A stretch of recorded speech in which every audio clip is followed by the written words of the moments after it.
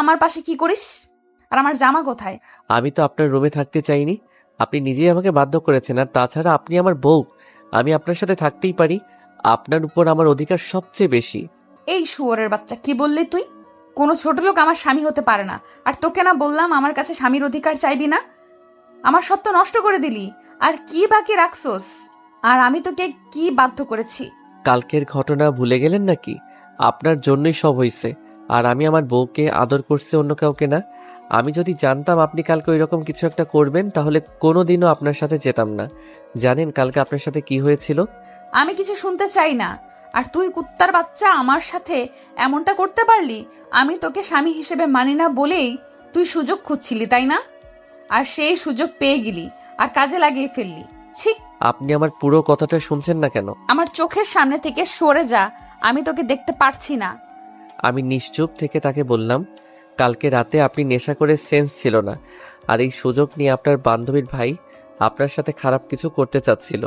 তাই তো আমি আপনাকে ওখান থেকে নিয়ে আসি। বাসায় নিয়ে আসার পর আপনার সেন্স ছিল না বলে আমাকে জড়িয়ে ধরেছিলেন এবং ছাড়ছিলেন না। আমি অনেক চেষ্টা করে নিজেকে ছাড়াতে না পেরে এই দুর্ঘটনাটা ঘটে। এরপর রুবি আমার সব কথা শুনে বলল, আমি তোর কথা বিশ্বাস করি না। তুই মিথ্যা কথা বলতেছস আমার সাথে। তুই কি ভাবিস আমি কিছু বুঝি না? মিথ্যা কথা বলে তুই আমাকে ভোগ করলি। সত্যি কথা, আমি মিথ্যা বলতেছি না, আমাকে বিশ্বাস করুন। বিশ্বাস করি না ছোট লোকের বাচ্চা, তুই চলে যা আমার সামনে থেকে। আর কোনোদিনও আসবি না। তোকে আমি একটু ভালো ভাবতাম। আমি জানতাম না তোর চরিত্র এইরকম। এই শিক্ষা দিয়েছে তোর বাবা মা? এতই যদি শরীরের চাহিদা থাকতো পুত্রালয়ে যাইতি। এসব কথা শুনে আমার রাগ উঠে গেল। সে আমার চরিত্র নিয়ে কথা বলল। এতদিন সবকিছু সহ্য করেছি শুধু ভালোবাসি বলে, কিন্তু আর না, এত কিছু আর আমি মেনে নিব না। রুবির জন্য আমার মনে যতটুকু ভালোবাসা ছিল তা আজ ঘৃণায় পরিণত হলো। আমি নিজেকে শান্ত করে রবিকে বললাম, অনেক অপমান সহ্য করেছি শুধু তোকে ভালোবাসি বলে, কিন্তু তুই আমাকে এত বড় কথা বলতে পারলি? কি চাস তুই? আমি চলে যাব তোর জীবন থেকে, তাই না? রুবি আমার কথা শুনে কিছুটা অবাক হলো, কারণ আজ পর্যন্ত রুবিকে কখনো তুই করে বলিনি। সে আমার দিকে চেয়ে বলল, আমি চাই তুই আমার জীবনে কখনো ফিরে আসবি না। আর আসিস না আমার কাছে। আচ্ছা ঠিক আছে, আমি আজই চলে যাব। এ বাড়ি ছেড়ে আর আসবো না কোনোদিন তোর সামনে। তোর প্রতি আমার আজ থেকে আর কোনো ভালোবাসা নেই, যা আছে সব ঘৃণা। ভালো থাকিস। আর কোনোদিন তোর পিছু পিছু এসে বলবো না ভালোবাসি। এ কথা বলে ব্যাগে প্রয়োজনীয় জিনিসগুলো নিলাম, সাথে রুবির একটা ছবি নিলাম। আমি রুবির রুম থেকে আমার সব কাপড় গুছিয়ে নিয়ে বেরিয়ে গেলাম ওর রুম থেকে। রুবি আমার যাবার পথে চেয়েছিল, তাতে আমার কি? খালু খালাম্মাকে কিছু বললাম না, জানি তারা কষ্ট পাবে, হয়তো আমাকে অনেক খুঁজবে। একটা দীর্ঘশ্বাস ফেললাম, পিছন ফিরে বাসাটাকে একবার ভালোভাবে দেখে নিলাম। কতগুলো বছর ছিলাম এই বাড়িতে। রুবির অবহেলায় আর আন্টি আঙ্কেলের ভালোবাসায় দিনগুলো কেটে যাইতো। এই বলে রাস্তায় আপন মনে হাঁটছি। ভাবতেই পারিনি আমার জীবনে এমন একটা দিন আসবে। প্রিয় মানুষটির থেকে আলাদা হতে হবে। বিধাতা কেন আমাকে এমন পরীক্ষার সম্মুখীন করলেন? কেন এত অবহেলিত আমি রবির কাছে? কেন বুঝে না ওকে সত্যি ভালোবাসি? তবে ওর থেকে দূরে গিয়েও যদি ও আমার ভালোবাসা বোঝাতে পারি তাহলে তাই করব। চলে যাব অনেক দূরে, আর আসবো না ওর কাছে। আর কাউকে ছোট লোক বলতে হবে না, আর কাউকে গালাগালি করতে হবে না। আর কালকের কথাগুলো ভাবতে লাগলাম, কি থেকে কি হয়ে গেল। সামান্য ভুলের জন্য এত বড় শাস্তি পেতে হচ্ছে।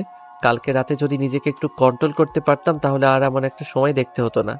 বুক ফেটে কান্না আসতে লাগলো। ভাবতেই কেমন জানি লাগে। জীবনে পথ চলতে হবে একা, পাওয়া হলো না রুবির ভালোবাসা। আমি তো শুধু একটু ভালোবাসাই চেয়েছিলাম ওর থেকে, তার বদলে কি পেলাম? শুধু অবহেলা। কোথায় যাব আমি, কি করব, কিছুই মাথায় আসছে না। ভাবলাম এই শহরে আর থাকবো না, চলে যাব এই শহর ছেড়ে। যেই শহর শুধু অবহেলা পেয়েছি সেখানে আর থাকবো না। আর ফিরে আসবো না এই শহরে, আর আসবো না রুবির কাছে, আপনজনের কাছে। এই কথা ভেবে চলে গেলাম রেল স্টেশনে। সেখান থেকে টিকিট কাটলাম সিলেটের। কিছু সময় পর ট্রেন ছেড়ে দিল। আমিও গিয়ে বসে পড়লাম ট্রেনে। ট্রেন চলছে আপন গতিতে। আর আমি ভাবছি, আজ যদি আমার মা বাবা বেঁচে থাকতো তাহলে আর এই দিন দেখা লাগতো না। মা বাবাকে খুব মিস করছি। কোথায় চলে গেলে তোমরা আমাকে একা করে? কেন নিয়ে গেলে না আমাকে ছেড়ে গেলে এই নিষ্ঠুর পৃথিবীতে, যেখানে শুধু অবহেলায় পড়ছি আমি তিলে তিলে? এই রে, আপনাদের তো পরিচয় দেওয়া হয়নি। আমি হলাম আরিফ, বাবা মায়ের একমাত্র সন্তান। আমি যখন ক্লাস 10-এ পড়ি তখন আমার মা বাবা রোড অ্যাক্সিডেন্টে মারা যায়। ভাগ্যক্রমে আমি বেঁচে যাই। তারপর থেকে খালা খালুর বাড়িতে বড় হই। আর রুবি হচ্ছে তাদের একমাত্র মেয়ে। আমি অনার্স 3য় বর্ষে পড়ি, রুবিও। গল্পের সাথে সবকিছু জানতে পারবেন। আপনাদের সাথে কথা বলতে বলতে চলে আসলাম নিজ গন্তব্য সিলেট শহরে। ট্রেন থেকে নেমে পড়লাম। সাইনবোর্ডে তাকিয়ে দেখি এই জায়গার নাম চাঁদপুর। আমি কিছুক্ষণ স্টেশনে একটা চেয়ারে বসে বসে খালা খালুর কথা ভাবছি। তারা আমাকে বাড়ি না দেখতে পেয়ে পাগলের মতো খুঁজছে হয়তো। আর রবি হয়তো অনেক খুশি হয়েছে আমি তার জীবন থেকে চলে আসছি বলে। আর কোনো ছোট লোক তার পিছে ঘুরবে না। এসব কথা মনে পড়ছে আর দু চোখ বেয়ে শুধু পানি পড়ছে। তবে আমিও ভেবে নিয়েছি কোনোদিন নিজের শহরে যাব না, আর রুবিকে আমার এই চেহারা দেখাবো না। এখন একটা থাকার জায়গা করতেই হবে, তারপর কলেজে ভর্তি হতে হবে। কিন্তু কে সাহায্য করবে আমাকে? আমি তো কাউকে চিনি না এখানে। এবার স্টেশন থেকে বেরিয়ে শহরের দিকে যাচ্ছি। এভাবে হাঁটতে হাঁটতে কখন যে রাত হয়ে যায় মনে নাই। আমি রাস্তার ল্যাম্প পোস্টের নিচে দাঁড়িয়ে আছি, আর তখনই দূরে দেখলাম একটা লোক গাড়ি থেকে নেমে দোকানে কিছু জিনিস নিয়ে গাড়ির কাছে যাচ্ছিল। আর তখনই লোকটা বুকে হাত দিয়ে রাস্তার মাঝে পড়ে গেল। আমি যাইতে যাচ্ছিলাম, তারপর একটু ভেবে গেলাম লোকটির কাছে। লোকটি দেখে মনে হলো অজ্ঞান হয়ে গেছে। আমি তাকে ওনার গাড়িতে ওঠালাম। পাশের মানুষ প্রশ্ন করে জানতে পারলাম পাশে একটা হাসপাতাল আছে। তাকে ওই হাসপাতালে নিয়ে গেলাম। ডাক্তার নার্স এসে তাকে নিয়ে গেল। আমি ভাবলাম চলে যাব, তারপর ভাবলাম লোকটাকে একটু দেখেই যাই কি অবস্থা। কিছু সময় পর ডাক্তার বেরিয়ে এসে বলল, চিন্তার কোনো কারণ নেই, রোগী এখন সুস্থ আছে। কি হয়েছিল ওনার? উনি হার্টের রোগী, হার্ট সমস্যার কারণে এই রকম হয়েছে। বলে ডাক্তার চলে গেল। এখন 3টা বাজে, আমারও যাওয়ার কোনো জায়গা নেই, তাই হাসপাতালে থেকে গেলাম। সকালে ওনার সাথে দেখা করে চলে যাব। সকালে আপনি এখন কেমন আছেন? এখন একটু ভালো আছি বাবা। তুমি আমার জীবন বাঁচিয়েছো, তোমাকে কি বলে ধন্যবাদ দিব? আঙ্কেল, ধন্যবাদ জানানোর দরকার নেই। আচ্ছা, আমি আসি। তোমাকে দেখে মনে হয় এই শহরের না বাসা কোথায় তোমার? আমি ঢাকা থেকে এসেছি এখানে কাজের খোঁজে। আঙ্কেল কিছু একটা ভেবে আমাকে বললেন, কোন ক্লাস পর্যন্ত পড়াশোনা করছো?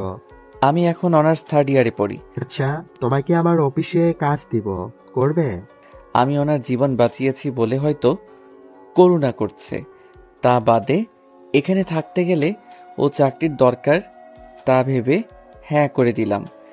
আচ্ছা চলো, আজ থেকে তুমি আমার বাড়িতে থাকবে। না আঙ্কেল, তা হয় না। আমি আপনার জীবন বাঁচিয়েছি বলে একটা চাকরি দিলেন, তা অনেক।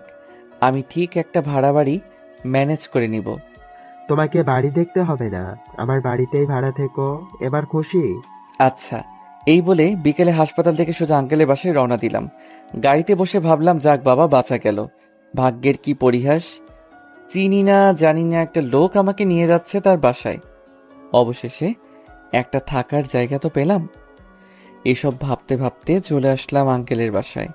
বাসাটা অনেক বড়, দেখে বোঝা যাচ্ছে আঙ্কেল বড় লোক, কিন্তু আমাদের মতো না। বাসার ভিতর ঢুকে আঙ্কেল সবাইকে ডাক দিল। সবাই আঙ্কেলকে দেখছে ঠিক আছে কিনা। আঙ্কেল সকালে ফোন করে সবাইকে বলে দিয়েছিল। আন্টি আমার কাছে এসে বলল, বাবা, তোমাকে অসংখ্য ধন্যবাদ। ধন্যবাদ দেওয়ার দরকার নেই। তা বাদে আঙ্কেল আমার জন্য আজ যা করলো তা এর কাছে কিছুই নয়। আচ্ছা বাবা, ওই উপরের তালা রুমটা তো থেকো, তুমি ওইখানে থাকবে। যাও, ফ্রেশ হয়ে আসো, সবাই একসাথে খাবার খাবো। আচ্ছা। যাওয়ার পথে আঙ্কেলের মেয়ের সাথে দেখা হলো। ধন্যবাদ আমার বাবার জীবন বাঁচানোর জন্য। আরে ধন্যবাদ জানানোর প্রয়োজন নেই। আপনার নামটা কি জানতে পারি? আরিফ। আপনার নাম কি? আমার নাম রিমি, আমি অনার্স 3য় বর্ষে পড়ি। আমি অনার্স 3য় বর্ষে পড়ি। আপনার বাসায় কে কে আছে? আমি এতিম, আমার কেউ নেই। এবার মেয়েটির দিকে তাকিয়ে দেখি, মেয়েটি আমার দিকে এক দৃষ্টিতে তাকিয়ে আছে। হয়তো আমার উপরে মায়া হচ্ছে। তারপর উপরে গেলাম, ব্যাগটা বেডের উপর রেখে ফ্রেশ হতে গেলাম। ফ্রেশ হয়ে আসতে না আসতে আন্টির ডাক, খেতে ডাকছে। নিচে গিয়ে খাবার টেবিলে বসলাম, সবাই একসাথে খাচ্ছি। তখন আঙ্কেল বলল, তোমার তো এখনো পড়ালেখা শেষ হয়নি, তা পড়াশোনা ছেড়ে দিবে নাকি? না আঙ্কেল, চাকরির পাশাপাশি পড়াশোনা করব। তারপর রাতের খাবার খেয়ে রিমি আমার সাথে রুমে গেল। দুজনে মিলে রুমটা একটু গোছালাম। আসলেই রিমি মেয়েটা অনেক সুন্দর আর অনেক ভালো। তবে রিমি আমার দিকে একটু পরপর আর চোখে তাকাচ্ছে আর মিটমিট করে হাসছে। সকালে উঠে ফ্রেশ হয়ে হালকা নাস্তা করে রিমির সাথে তাদের কলেজে গেলাম। ভর্তির কাজ সব শেষ হলে 3টা ক্লাস করে বাইরে এসে দেখি রিমি আমার জন্য বাইরে দাঁড়িয়ে আছে। কেমন হলো আজকের ক্লাসগুলো? অনেক ভালো, আর কলেজটা অনেক সুন্দর, খুব ভালো লাগছে আমার। তারপর বাসায় চলে আসলাম। দুপুরে খাবার খেয়ে দিলাম একটা ঘুম থেকে উঠলাম বিকালে। তারপর রিমি আসলো আমার ঘরে। আরে রিমি, এখানে কেন? কেন আসতে পারি না বুঝি? আরে তোমার বাসা, তোমার ঘর, তুমি আসবে না তো কে আসবে? বলছিলাম কোনো দরকার ছিল নাকি, তাই বললাম। না, সেই রকম কিছু না, ভাবলাম তোমাকে নিয়ে একটু ঘুরতে যাব। আমি ভাবলাম এখানকার কিছুই তো চিনি না, তা ঘুরতে গেলে অনেক কিছু চেনা হবে, তাই হ্যাঁ বলে দিলাম। তারপর দুজনে মিলে বের হলাম ঘুরতে। রিমি নীল একটা শাড়ি পরেছে, দেখতে খুব সুন্দর লাগছে। মেয়েটার মনও ভালো। তারপর আমরা দুজন মিলে অনেক জায়গায় ঘুরলাম। কিছু খেয়ে বাসায় চলে আসলাম সন্ধ্যার দিকে। বাসায় এসে শুয়ে পড়লাম। মনে পড়লো ফোনের কথা, সেদিন বন্ধ করে রেখেছিলাম, ওইভাবে বন্ধ হয়ে আছে। ফোনটা হাতে নিয়ে ফোন থেকে সিম বের করলাম, সিমটা ভেঙে ফেললাম। তারপর আন্টি খেতে ডাকলো, খেতে গেলাম নিচে। সবাই একসাথে ডিনার করলাম। তারপর আমি চলে গেলাম আমার রুমে। আজকে তাড়াতাড়ি ঘুমাতে হবে, কালকে কলেজে যাব না, কালকে আঙ্কেলের সাথে তার অফিসে যাব কাজ বুঝে নিতে। এই ভেবে ঘুমাতে যাচ্ছি, তাও ঘুম আসছে না। মনে পড়ে যাচ্ছে রুবির কথা। সে আমাকে যতই অবহেলা অপমান করুক না কেন, হাজার হয়েও সে আমার ভালোবাসার মানুষ। মানুষ প্রথম ভালোবাসার মানুষকে কখনো ভুলতে পারে না। আমার বেলাও তার বিকল্প হয় নাই। এই কথাগুলো ভাবছি আর চোখ দিয়ে পানি গড়িয়ে পড়ছে। এভাবে থাকতে থাকতে হারিয়ে গেলাম ঘুমের দেশে। চোখ খুলে দেখি 6টা বেজে গেছে। আমি উঠে ফ্রেশ হলাম, হয়ে রিমিদের ওখানে গেলাম। আসলে রিমিরা নিচে থাকে আর আমি দোতলায় থাকি। নিচে যেতে আন্টির সাথে দেখা, বসতে বলল। বসে থাকতে থাকতে একসময় আঙ্কেলও চলে আসলো। সবাই একসাথে বসে সকালে নাস্তা সেরে ফেললাম। তা আরিফ, তুমি আজ থেকে অফিসে জয়েন করতে চাও? হ্যাঁ আঙ্কেল, আজ থেকেই যাব, আর অফিসের পাশে বসে পড়াশোনাও চালিয়ে যাব। এই বলে আঙ্কেল আর আমি বেরিয়ে পড়লাম বাসা থেকে অফিসের উদ্দেশ্যে। অফিসে গিয়ে আঙ্কেল সবাইকে ডাক দিলেন। সবাই আঙ্কেলের পাশে আসলেন। আঙ্কেল আমাকে দেখিয়ে দিয়ে বললেন, এর নাম আরিফ, এ এখন থেকে এখানে কাজ করে, আজ থেকে জয়েন্ট করলো। তারপর সবার সাথে আমি কুশল বিনিময় করলাম। এরপর আঙ্কেল ম্যানেজারকে বলে গেলেন আপনি কাজ বুঝিয়ে দিতে। ম্যানেজার সাহেব আমাকে একটা কেবিনে নিয়ে গেলেন এবং অফিসে কাজগুলো বুঝিয়ে দিয়ে চলে গেলেন। এই কাজ করতে করতে দুপুর হয়ে গেল। পিয়ন এসে বলে গেলেন আঙ্কেল নাকি ডাকছে। তাই আমি আঙ্কেলের কাছে গেলাম। স্যার আমাকে ডেকেছেন? আঙ্কেল রাগী গলায় বলল, তুমি আমাকে আঙ্কেল ডাকছো যে? এটা তো অফিস, এখানে আপনি আমার বস, তাই আঙ্কেল ডাকলে কেমন দেখায় না? তোমাকে ডাকছিলাম, আজ আর কাজ করতে হবে না, চলো বাসায় যাব, কাল থেকে এসো। আচ্ছা চলেন। এই বলে আমি আর আঙ্কেল বেরিয়ে পড়লাম অফিস থেকে বাসার উদ্দেশ্যে। বাসায় আসলাম, রুমে গিয়ে ফ্রেশ হয়ে নিচে আসলাম। তখনই দেখলাম রিমি আসছে কলেজ থেকে। রিমি গেল ফ্রেশ হতে। ফ্রেশ হয়ে আসলে সবাই একসাথে খাবো। তারপর আঙ্কেল, রিমি সবাই আসলো খাবার খেয়ে। আমি আমার রুমে গিয়ে ঘুমিয়ে পড়লাম। বিকেলে উঠে বাইরে গেলাম, নতুন সিম কিনতে হবে, আগের সিমটা নষ্ট করে ফেলেছি যাতে কেউ যোগাযোগ করতে না পারে। তারপর একটু ঘোরাঘুরি করে বাসায় এসে রিমিদের ওখানে গিয়ে রাতের খাবার খেয়ে চলে গেলাম রুমে। কাল আবার অফিসে যেতে হবে। এভাবেই কেটে গেল অনেক দিন। তাও আমার মন থেকে রুবিকে মুছে ফেলতে পারলাম না। যখনই তার কথা মনে হয় অনেক কষ্ট হয়। কি করব, ভালোবাসি যে তাকে। এখন আর রিমিদের ওখানে প্রয়োজন ছাড়া যাই না। এখন আমি নিজেই রান্না করে খাই, আর কতকাল মানুষের বাসায় খাবো। আমার জন্য যা করেছে সেটাই অনেক। রিমিদের বাসায় যাই না দেখে রিমি প্রতিদিনই কিছু না কিছু নিয়ে আসে আমার জন্য, বারণ করা সত্ত্বেও নিয়ে আসে। তবে রিমির ব্যবহার দেখে আমি খুব অবাক হই। মেয়েটা এত ভালো, আর মাঝে মাঝে রিমির আচরণ দেখে মনে হয় রিমি আমাকে খুব ভালোবাসে। আমার কখন কি লাগবে সবসময় চোখে চোখে রাখবে, কেয়ার করবে, মিষ্টি শাসন করবে। রিমির মিষ্টি শাসন আর কেয়ারগুলো খুব ভালো লাগে, কিন্তু আমি যে তাকে ভালোবাসতে পারবো না। আমার মন যে অনেক আগে একজনকে দিয়ে ফেলেছি। দূরে আছি তো কি হয়েছে, দূর থেকেও মানুষকে ভালোবাসা যায়। একদিন আমি কলেজে এক মেয়ে বান্ধবীর সাথে কথা বলেছি আর সামনে গেটের দিকে যাচ্ছি। মেয়েটা আমার খুব কাছের মনে করে, সে আমার হাত ধরে হাঁটছে। আর তখনই দেখি সামনেই রিমি, কিন্তু তার চোখ দিয়ে অনবরত পানি বের হচ্ছে। আমি আমার বন্ধুর কাছ থেকে বিদায় নিয়ে যেই রিমির কাছে যাব, তখনই রিমি আমাকে অনেক জোরে একটা থাপ্পড় মারলো। থাপ্পড় মেরে রিমি চলে গেল বাসায়, আর আমি মাথা নিচু করে দাঁড়িয়ে আছি। চোখ দিয়ে 2 ফোঁটা নোনা জল বেরিয়ে আসলো। আবার সেই পুরনো কথা মনে করিয়ে দিল। রুবি ঠিক একইভাবে আমাকে চড় মেরেছিল। আমার এক খুব কাছেরই মানুষ, খুব কষ্ট পেয়েছিলাম তখন। রিমি আমাকে থাপ্পড় মারলো, তখন 1000 গুণ কষ্ট পেয়েছিলাম। কলেজের পর আমি আর রিমিদের বাড়ি যাইনি, একটা চায়ের দোকানে বসেছিলাম। বসে থাকতে থাকতে সন্ধ্যা হয়ে আসছে। রিমি আমাকে থাপ্পড় মেরেছে, এই জন্য আমি কষ্ট পাইনি। রিমি আমাকে থাপ্পড় মেরে আমার পুরনো কথা মনে করে দিয়েছে, তাই খুব কষ্ট হচ্ছে। তাই বসে আছি আর সিগারেট খাচ্ছি। হঠাৎ করে ফোনটা বেজে উঠলো, হাতে নিয়ে দেখি রিমি ফোন করেছে, বাসায় যেতে বলছে। তাই আর বসে থাকলাম না, বাসার দিকে রওনা হলাম। কিছুক্ষণ হাঁটার পর বাড়ি চলে আসলাম। দরজার কাছে এসে দেখলাম দরজা আগে থেকে খোলা। আরে চাবি তো আমার কাছে, দরজা কে খুললো? ভিতরে গিয়ে দেখি রিমি। তাহলে রিমি খুলেছে। আসলে বাড়িওয়ালার কাছে আরেক সেট চাবি ছিল। রুমে ঢুকতে রিমি বলে উঠল, কোথায় ছিলে তুমি? জানো আমি কত কান্না করেছি তোমার জন্য, কত চিন্তায় ছিলাম। এবার রিমি দৌড়ে এসে আমাকে জড়িয়ে ধরে জোরে জোরে কান্না করে দিল। আমি তো বেশ অবাক হলাম। রিমি, তুমি কি করছো? ছাড়ো আমায়। না, ছাড়বো না। তুমি কিচ্ছু বোঝো না, আমি তোমাকে কতটা ভালোবাসি। তোমার সাথে অন্য কাউকে দেখতেই পারি না। আমি তোমাকে অনেক অনেক ভালোবাসি। রিমি, তোমার মাথা ঠিক আছে? কি বলছো এসব? পাগল হয়ে গেলে নাকি? হ্যাঁ, আমি পাগল হয়ে গেছি, তোমার প্রেমে পাগল। আমি তোমাকে ছাড়া বাঁচবো না। আমি তোমাকে ভালোবাসি না। আর সবচেয়ে বড় কথা, আঙ্কেল আমাকে অনেক বিশ্বাস করে এখানে নিয়ে এসেছে। আমি তার বিশ্বাস কখনো নষ্ট করব না। বাবার কথা বলছো? বাবাকে আমি বুঝিয়ে বলবো। তুমি যাই করো, আমি তোমাকে ভালোবাসতে পারবো না। তুমি যদি বেশি বাড়াবাড়ি করো তাহলে আমি এই বাড়ি ছেড়ে চলে যাব। না না, তোমাকে বাড়ি ছেড়ে যেতে হবে না, আমি চলে যাচ্ছি। এই কথা বলে রিমি কাঁদতে কাঁদতে চলে গেল। যা ভয় পেয়েছিলাম তাই হলো। যারে ভালোবাসি সে আমাকে ভালোবাসে না, আর যাকে ভালোবাসি না সে আমাকে ভালোবাসে।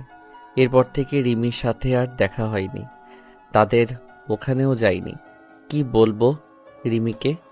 আমি যে তাকে ভালোবাসতে পারবো না। আমি বিবাহিত। এই ভেবে কয়েকদিন চলে গেল।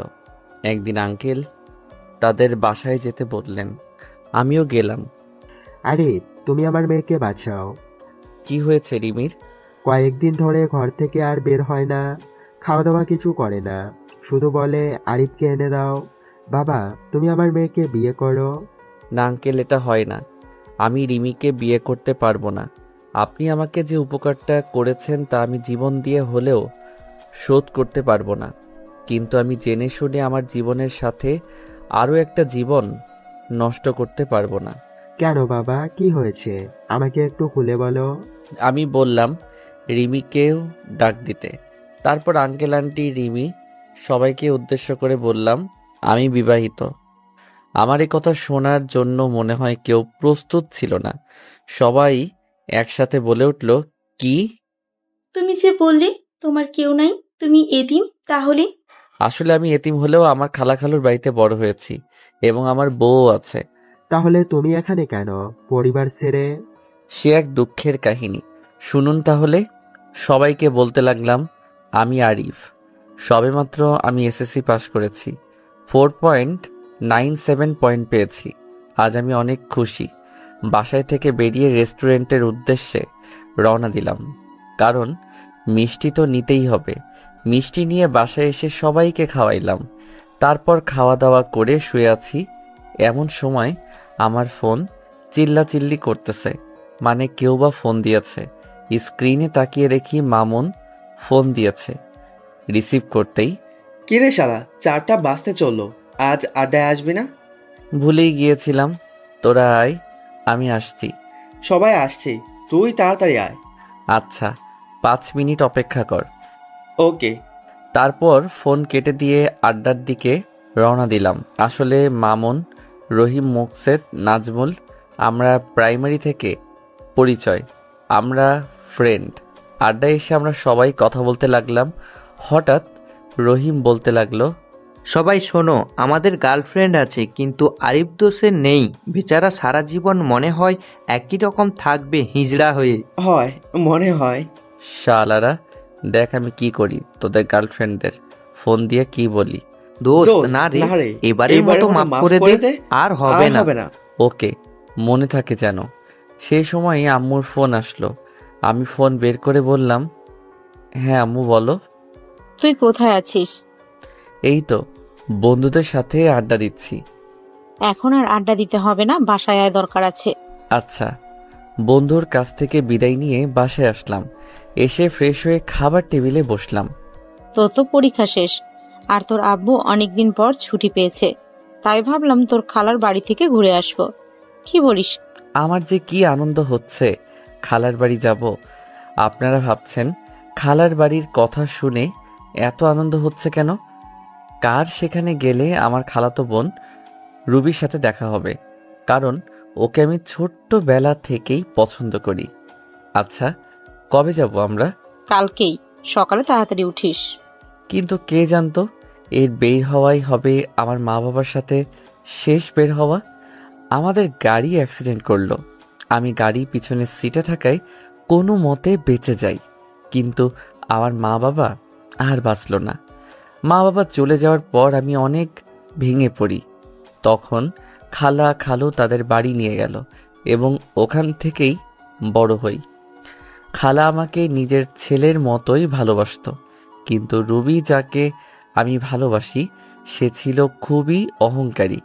আমাকে সে পছন্দ করতো না, বলতে গেলে আমাকে দেখতেই পারতো না। আমাকে অনেক অবহেলা করে, কলেজে যেও আমার সাথে খারাপ ব্যবহার করে। এভাবে দিন পার করতে লাগলাম। এখন আমি ভার্সিটিতে পড়ি। একদিন আমার বন্ধু আমাকে বলে সে একটা মেয়েকে পছন্দ করে। আমাকে একটা লাভ লেটার দিয়ে বলল ওই মেয়েটাকে দিতে। আমার আবার ওই মেয়েটার সাথে ভালো সম্পর্ক ছিল, তাই লাভ লেটারটা নিয়ে ওই মেয়েকে ডাক দিয়ে চিঠিটা ওর হাতে দিলাম। সে সময় রুবি পাশ দিয়ে যাচ্ছিল। এসব দেখে মেয়েটার হাত থেকে চিঠিটা নিয়ে, তো সাহস কি করে হয় ওই মেয়েকে প্রেমপত্র দেওয়ার? আমি ইচ্ছা করে দেইনি। তোকে আর কিচ্ছু বলতে হবে না। তোদের মতো কিছু ছেলের জন্যই আজকে মেয়েরা সমাজে অবহেলিত। কয়েকদিন পর ভার্সিটিতে এসেই মেয়েদের প্রেমপত্র দেওয়া শুরু। জানি না সামনে আর কি করবি। তোকে দেখে তো মনে হয় একদম নিষ্পাপ বাচ্চা, কিন্তু তুই যে এমন একটা কাজ করবি তা তোকে দেখে কেউই বুঝতে পারবে না। আর শোন, আর কখনো কোনো মেয়ের সাথে এরকম করবি না। মাথা নিচু করে দাঁড়িয়ে আছি। অনেক ছাত্রছাত্রী দাঁড়িয়ে আমাকে দেখছে। কোনো কিছু না করে ও এইভাবে সবার সামনে অপমানিত হলাম। অবশ্য রুবির কাছ থেকে অপমানিত হওয়া আমার কাছে নতুন কিছু নয়। সেই ওর বাড়িতে আসার পর থেকেই অপমানিত হয়ে আসছি, বাবা মা মারা যাওয়ার পর থেকে। সরি বন্ধু, আমার জন্য তোর এমনটা হলো। আরে এসব কিছু মনে করিনি। চল। কলেজ থেকে বের হয়ে আসলাম আর ভাবতে থাকলাম রুবি কেন আমার সাথে এরকম আচরণ করে। বাসায় গিয়ে কিছু খেয়ে ঘুমিয়ে পড়লাম। পরের দিন ঘুম থেকে উঠতে একটু দেরি হয়ে গেছিল, তাই ভার্সিটি যেতে একটু দেরি হলো। কি ব্যাপার, এত দেরি হলো কেন? সরি স্যার, আর হবে না। আচ্ছা যাও। ক্লাস শেষ করে বাসায় চলে আসলাম। রুবি আমি এক ক্লাসেই পড়ি, কিন্তু ও আমার সাথে কথা বলে না, মনে হয় চিনেই না আমাকে। বাসায় আসতে আসতে 2টা বেজে গেল। বাসায় এসে দুপুরে খাবার খেয়ে ঘুমাতে গেলাম। বিকেলে বাহির থেকে ঘুরে এসে পড়তে বসলাম। 10টার দিকে খাবার খেয়ে ঘুমিয়ে গেলাম। ঘটনা ঘটলো সকালে।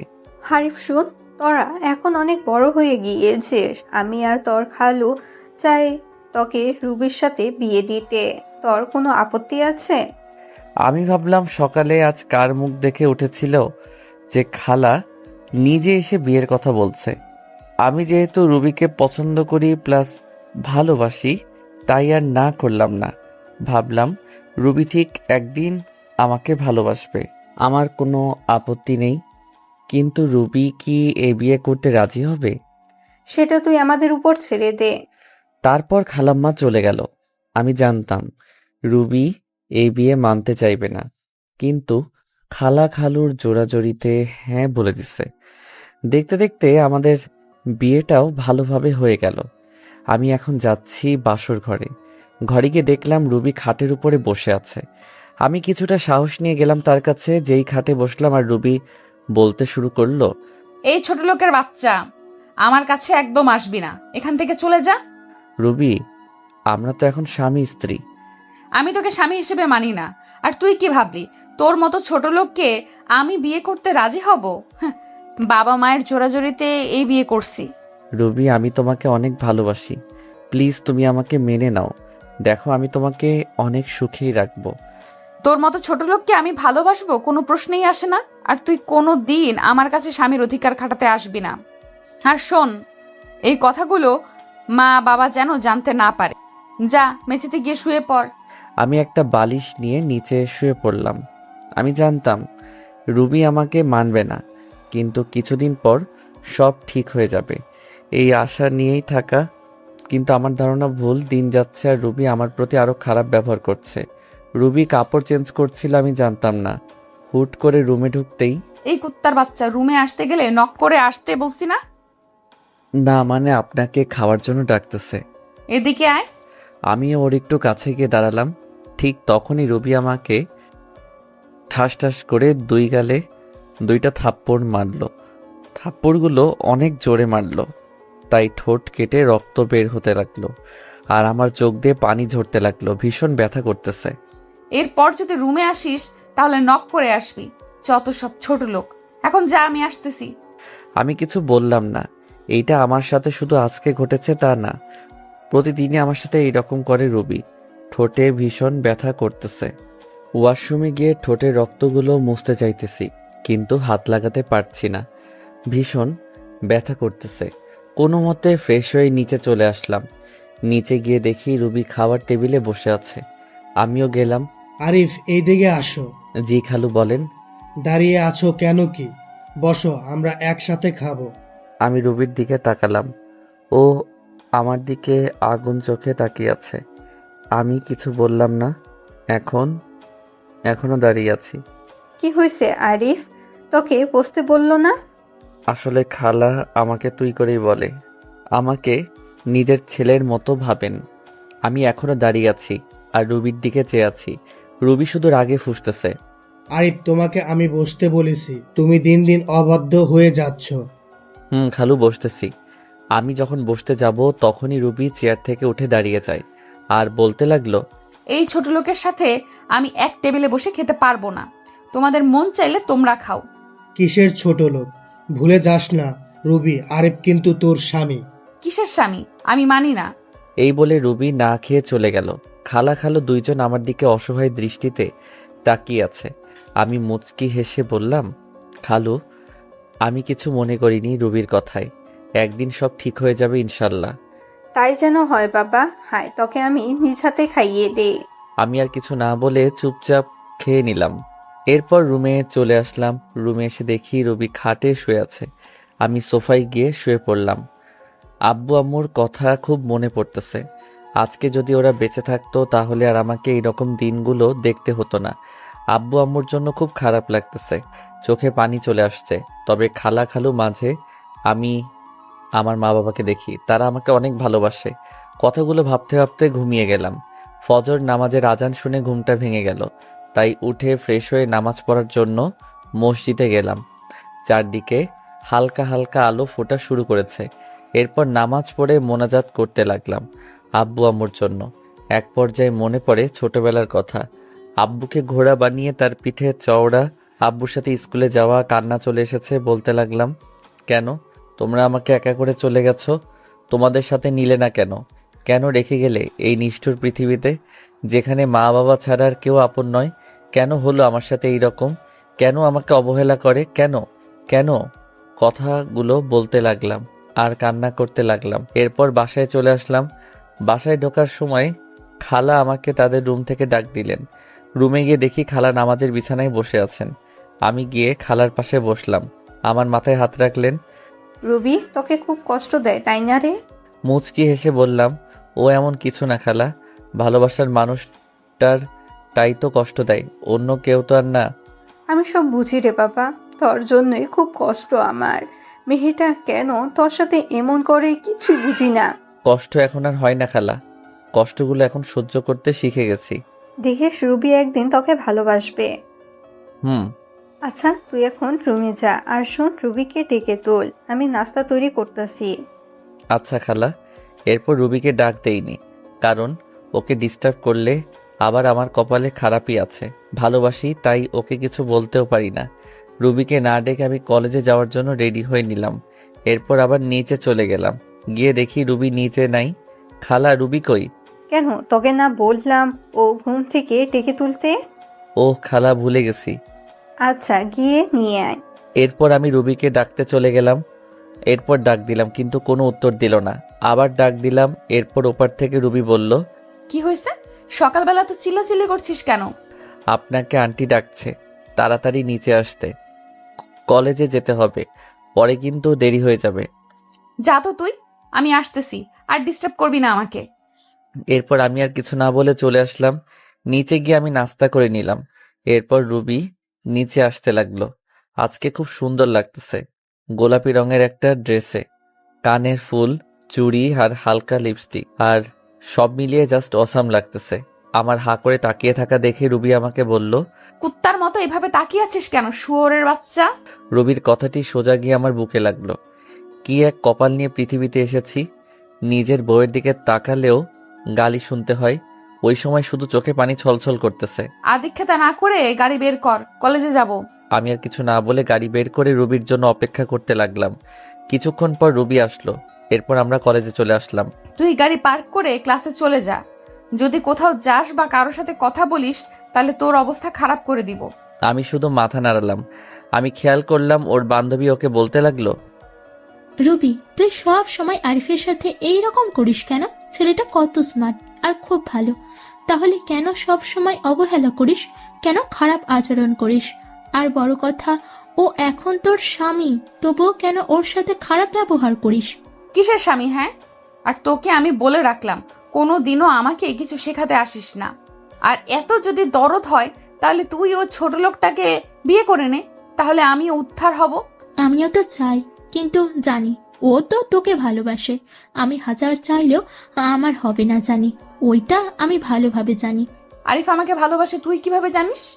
তোকে যদি ভালোই না বাসতো তাহলে তোর এত অবহেলা সহ্য করতো না, তোর এত খারাপ আচরণ মুখ বুজে সহ্য করতো না। আফসোস, আরিফের মতো কেউই আমার জীবনে এলো না। ভালোবাসা না ছাই, ছোট লোকের আবার ভালোবাসা। এই বলে ওরা ক্লাসে চলে আসতে লাগলো। তাই আমি তাড়াতাড়ি করে ক্লাসে চলে আসলাম। রুবির কথাগুলোতে খুব কষ্ট পেলাম। এরপর ক্লাসগুলা শেষ করে চলে আসলাম বাড়িতে। এইভাবে কাটতে থাকে দিন, আর রুবির অবহেলা প্রতিনিয়ত সহ্য করতে হচ্ছে। ভালোবাসার মানুষটির অবহেলা কত কষ্টের তা যদি রুবি জানতো তাহলে আমাকে এইভাবে অবহেলা করতো না। বসে আছি নিজের রুমে, তখন রুবি আসলো আমার রুমে। আজকে সন্ধ্যায় আমার এক বান্ধবীর জন্মদিনের পার্টি আছে, আমার সাথে তুইও যাইবি, তাই তাড়াতাড়ি রেডি হয়ে নিস। যদি দেরি করিস তাহলে তোর কপালে খারাপই আছে। আমি শুধু মাথা নেড়ে হ্যাঁ সূচক উত্তর দিলাম। এরপর সন্ধ্যায় রেডি হয়ে গাড়ি নিয়ে বাইরে অপেক্ষা করতে লাগলাম। রুবি আসতেছে, আজকে ও খুব সুন্দর লাগতেছে, কিন্তু ওই সৌন্দর্য আর দেখা হলো না। নিজেকে থেকে মুখ ফিরিয়ে নিলাম, জানি আমাকে এভাবে তাকিয়ে থাকতে দেখলে আবার গালি দিবে। কি হয়েছে? গাড়ি চালাস না কেন? এই তো চালাইতেছি। আমাদেরকে কোথায় যেতে হবে? চলতে থাক, আমি বলতেছি কোথায় যেতে হবে। ভেতরে গিয়ে এক জায়গায় বসে থাকবি, ওইখানে কেউ কিন্তু জানে না তুই আমার স্বামী, আর জানতেও যাতে না পারে, বুঝতে পারলি? আমি মাথা নাড়ালাম, ভিতরে চলে গেলাম। গিয়ে রুবি ওর বান্ধবীদের সাথে কথা বলছে। আমি একটা সিটে বসে ওকে দেখছি। এক পর্যায়ে জন্মদিনের কেক কাটা হলো। জন্মদিনের পার্টি বলে কথা, সেখানে দেখলাম রুবির বান্ধবী সবাই মিলে ড্রিঙ্কস করছে। কিন্তু এ কি, রুবি তো এসব খায় না। আমি দেখলাম রুবিও ড্রিঙ্কস করছে। যাকগে, যা করার করুক, আমার কি। আমি আনমনে বসে আছি। বসে থাকতে থাকতে এক পর্যায়ে চোখ গেল রুবির দিকে। দেখছি রুবির সাথে একটা ছেলে ঢলাঢলি করছে। তা দেখে তো আমার মাথা পুরো গরম হয়ে গেল। রুবি প্রচুর ড্রিঙ্কস করায় কিছু বুঝতে পারছে না। ছেলেটা দেখছি রুবির সাথে খারাপ কিছু করার চেষ্টা করছে। তাই আর এসব না দেখতে পেয়ে চলে গেলাম ওর কাছে। গিয়ে সোজা রুবির গালে একটা থাপ্পড়। এরপর আমি গিয়ে ছেলেটিকে ইচ্ছা মতো মারতে লাগলাম। শালা, আমার বউয়ের দিকে খারাপ দৃষ্টিতে তাকাচ্ছিস? মারতে মারতে প্রায় ছেলেটিকে আধামরা করে ফেলি। তখনই রুবির বান্ধবী, যার আজ জন্মদিন, সে এসে আমাকে আটকায়, বলে, ভাইয়া সরি, আমার ভাই এই রকম কাজ করবে আমি তা জানতাম না, ভাইয়া ক্ষমা করে দিন। এরপর ছেলেটির মুখ টিপে ধরে বলতে লাগলাম, তোর ভাগ্য ভালো, তোকে ছেড়ে দিলাম। আর শুনে রাখ, রুবি আমার, শুধুই আমার। ওর দিকে যে চোখ তুলে তাকাবে আমি ওর চোখ উপড়ে ফেলবো। Mind it. রুবি কিছু বলছে না, হয়তো বেশি ড্রিঙ্কস করার কারণে এইরকম হয়েছে। তাই আমি রুবিকে কোলে তুলে নিয়ে নিচে চলে আসলাম, আর সবাই আমাদের দিকে তাকিয়ে আছে। এরপর গাড়ি করে রুবিকে নিয়ে আসলাম। গাড়ি থেকে রুবিকে কোলে করে নামিয়ে ওর রুমে নিয়ে আসলাম। এরপর তাকে তার খাটে শুইয়ে দিলাম। রুবি আমার গলা জড়িয়ে ধরে আছে। আমি নিজেকে ছুটাতে চাইলাম, কিন্তু পারলাম না। রুবি আমাকে টান দিয়ে ওর বুকের মাঝে ফেলে দেয়। ওর গরম নিঃশ্বাস আমি অনুভব করতে পারছি। ওর শরীর থেকে আলাদা একটা গন্ধ আসতেছে, যা আমাকে পাগল করে দিচ্ছে। রুবি আমাকে ওর বুকের মাঝে জড়িয়ে নেয়। আমি কোনো মতে নিজেকে ছাড়িয়ে উঠতে চাইলাম, কিন্তু পারলাম না। এই কি করছেন? কি ছাড়েন আমাকে। হুম, তোমাকে আজকে ছাড়তেছি না। মানে কি বলতে চান আপনি? দেখেন, আমাকে বলতে পারলাম না। রুবি আমার আর ওর ঠোঁট জোড়া এক করে নিলাম। আমি কিছু করতে পারছি না। আমার হাত পা ঠান্ডা হয়ে আসতেছে। আমি জানি রুবি এইসব কিছু নেশার ঘরে করতেছে।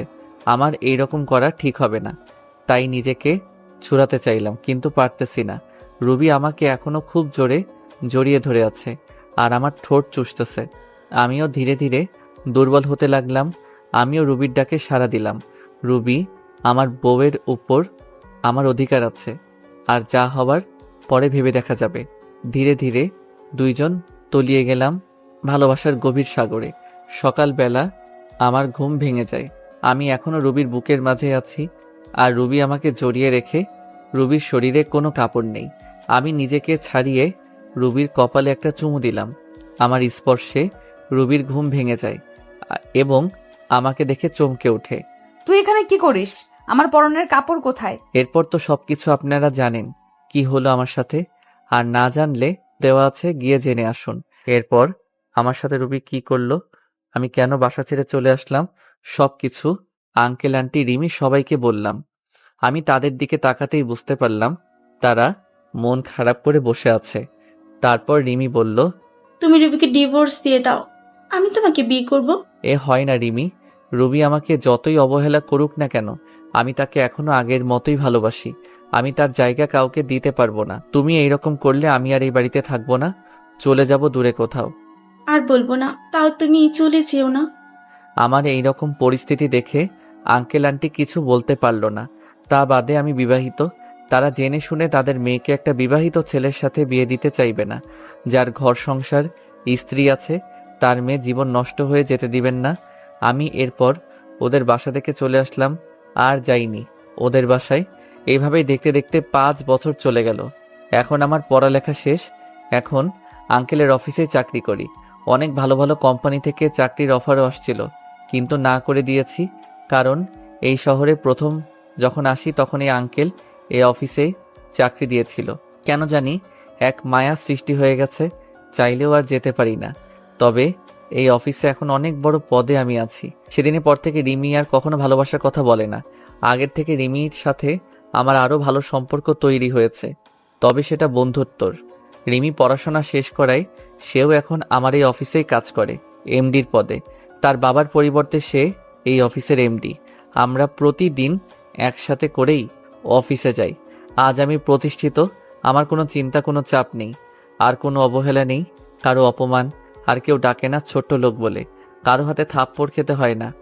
তবে এই কয়েক বছরে আমার কয়েকবার রুবির কথা মনে পড়ে। এমন কোনো রাত নেই যে আমার রুবির কথা মনে পড়ে নাই। তবে নিজেকে এখন মানিয়ে নিতে শিখেছি।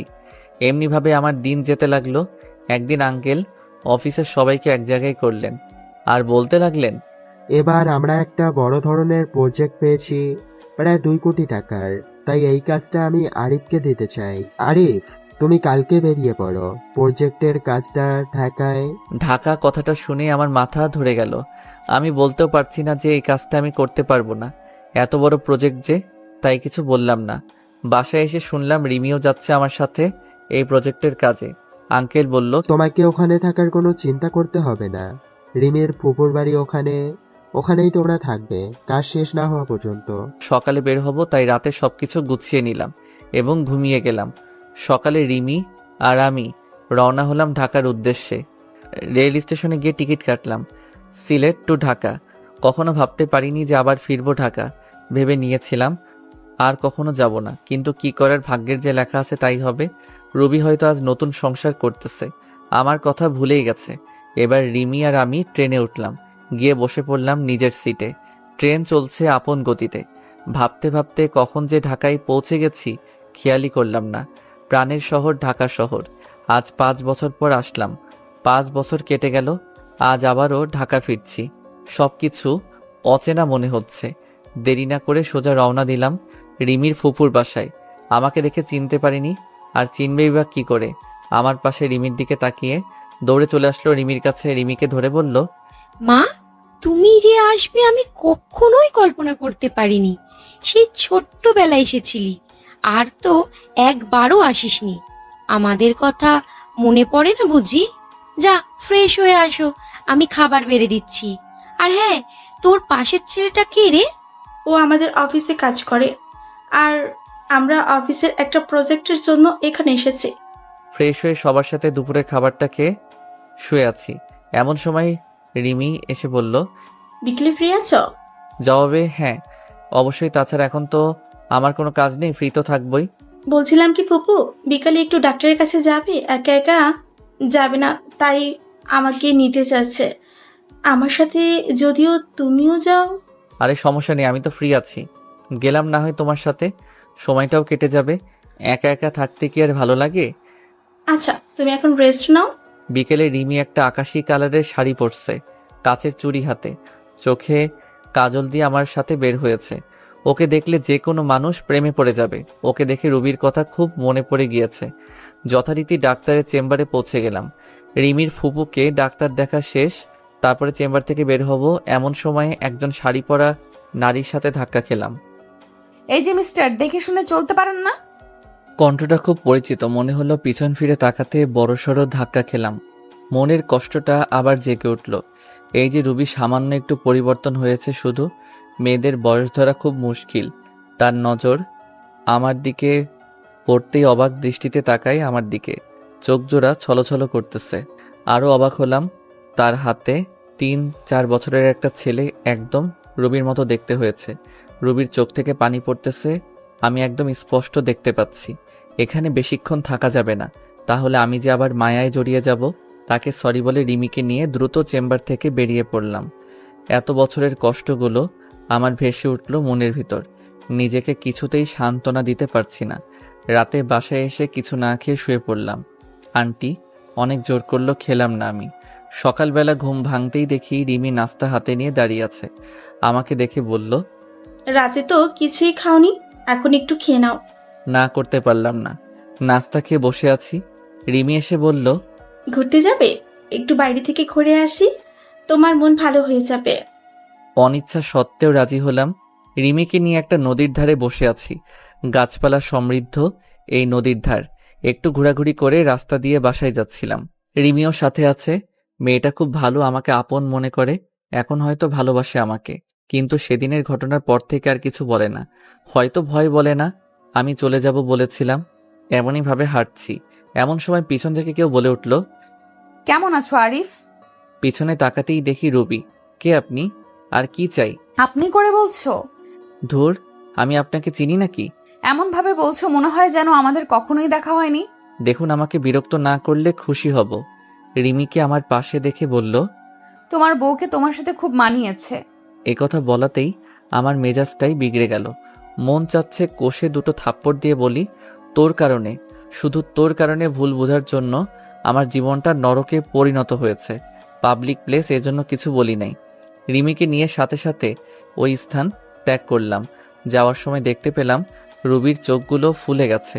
তাতে আমার কি? আমি বারো কি হই, আমার কোনো যায় আসে না। ও মরুক আর বাঁচুক, আই ডোন্ট কেয়ার। কথা বলতে খুব কষ্ট হচ্ছিল, তারপরে বললাম, আমার সাথে কেন এরকম হচ্ছে? কেন পুরনো স্মৃতিগুলো আবার চোখের সামনে আসছে? আমি নতুন জীবন চেয়েছি, কেন আবার পিছুটান আমাকে আটকাচ্ছে? এসব ভাবতে ভাবতে বাড়ি চলে আসলাম। এসে শুয়ে পড়লাম আর ভাবতে থাকলাম রুবির কথা। কিছুই ভালো লাগছিল না। রুবির সাথে দেখা হয়ে আমার জীবনটা আগের মতো হয়ে গেল। খালি রুবির কথাই চিন্তা করছি।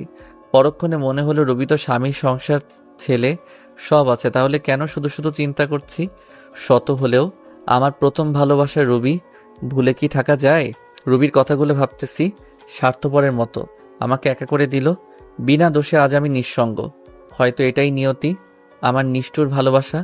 সন্ধ্যায় বের হয়ে গেছি, অনেক রাতে বাসায় ফিরলাম। কলিং বেল বাজাতেই রিমি দরজা খুলে দিল। মনে হয় আমার অপেক্ষায় বসেছিল। একটা মেয়ে আমার খুব কেয়ার নিতেছে। আমার সেদিকে কোনো মনোযোগ নেই। আমার হৃদয়ে শুধু রুবিই থাকবে। এত রাতে বাইরে কি করছিলে? রাতে বাইরে থাকতে নেই, ফ্রেশ হয়ে এসো, আমি খাবার দিচ্ছি। আমি কিছুই বললাম না, চুপচাপ খাবার খেয়ে বিছানায় চলে এলাম। সকালে ঘুম থেকে উঠে ল্যাপটপটা হাতে নিয়ে দেখি একটা ইমেইল আসছে। সিন করতেই দেখি আমার ডিপার্টমেন্ট থেকে ইমেলটা এসেছে প্রজেক্টের কাজে। তাই রিমিকে বললাম তাড়াতাড়ি রেডি হতে, অফিসে যেতে হবে। রেডি হয়ে অফিসে রওনা দিলাম দুজনে। ওখানে যে আমি পুরাই শক খেলাম। আমার অফিসের এক্সিকিউটিং অফিসার যে রুবি, সেটা দেখে তো আমার মাথা খারাপ হয়ে গেল। এর সাথেই তাহলে আমার প্রজেক্টটা কমপ্লিট করতে হবে। যেখানে বাঘের ভয় সেখানেই সন্ধ্যা হয়।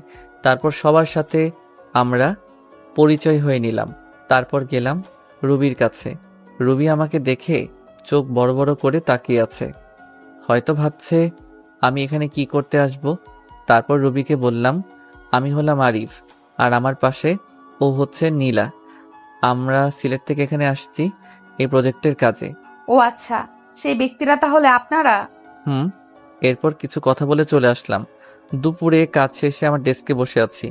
এমন সময় একটা বাচ্চা ছেলের আনাগোনা দেখলাম। আরে এই তো সেই ছেলে যাকে রুবির সাথে আমি দেখেছি। আমি ডাক দিতে আমার কাছে আসলো। তোমার নাম কি বাবা? এখানে তুমি কার কাছে এসেছো? কেন? আম্মুর সাথে। আম্মু আমাকে প্রতিদিন এখানে নিয়ে আসে। তোমার আম্মুর নাম কি? রবি আক্তার। বুকটা ধক করে উঠল। তাহলে এটা রবির সন্তান। চোখে জল এসে গেল। যদি সবকিছু ঠিক থাকতো তাহলে ছেলেটা আমার হতো। ছেলেকে কোলে নিয়ে একটা পাপ্পি দিলাম। আঙ্কেল, আপনি আমাকে আদর করেন কেন? আপনাকে তো আমি চিনি না। মা বলেছে অপরিচিত কালো কাঠে না দিতে। আজ থেকে আমরা বন্ধু। বলো মানুষ আবার বন্ধু হয় নাকি? হয় বাবা, হয়। আচ্ছা ঠিক, এখন আম্মুর কাছে যাই। আম্মু না হয় বকা দিবে। আচ্ছা যাও। রুবির কাছে রোহান যেয়ে বলল, আম্মু, আজ একটা লোক আমাকে খুব আদর করেছে আর বলেছে আমি নাকি তার বন্ধু। ও তাই বুঝি আমার সোনা বাবু?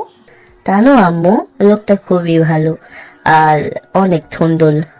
সুন্দর মানুষকে সুন্দরী বলে বাবা। আম্মু, স্কুলে প্রতিদিন সবার বাবা আছে, তাদেরকে কত আদর করলে আমার বাবা লাগবে না আম্মু? ছেলের কথা শুনে আমার বুকটা ফেটে যাচ্ছে। আমার নিজের দোষে আজ সন্তানকে বাবা নামক বটগাছের ছায়া থেকে বঞ্চিত করেছি। কি হলো আম্মু, তুমি কাঁদতো কেন আম্মু? রুবি আর কিছু বলে ছেলেকে বুকের সাথে জড়িয়ে ধরলো। মনে মনে বলতে লাগলো, তোর বাবা যে আর কোনোদিন আসবে না। অফিস শেষে সিঁড়ি দিয়ে নামতেছি আমি আর রিমি।